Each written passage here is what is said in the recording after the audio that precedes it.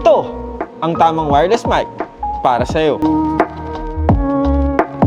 And the good thing about it, mas mura to kesa sa iba. This is the Boya O mic. Itong hawak ko ay USB Type-C.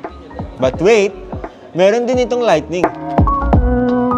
Right out of the box, nandito yung dalawang O mic transmitter and one receiver. Meron din kasamang dalawang fur windshield to reduce the wind noise. Charging cable, meron din. USB-A to USB-C. At syempre, meron ding pouch. Baka boya yan.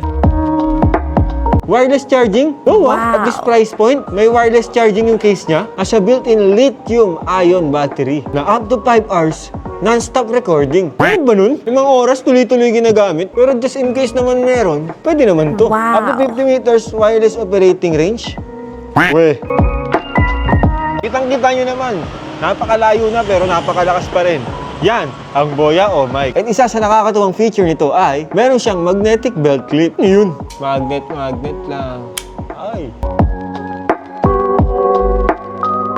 Ito yung default audio ng Podyo kapag wala pa tong mic. Eh, syempre, kung wala talaga akong mic na ginagamit, masasabi ko na pwede na to. Ito naman yung sample audio ng O mic kapag merong fur windshield. Pwede na? Oo, syempre, pwede na talaga yan. At ang kinaganda pa rito, budget friendly lang. Ang wireless mic na to ay available sa JG Superstore. Kung sa TikTok mo napapanood to, di na kita papahirapan. Click mo na yung yellow basket dyan. Anong product ang gusto nyo makita sa susunod?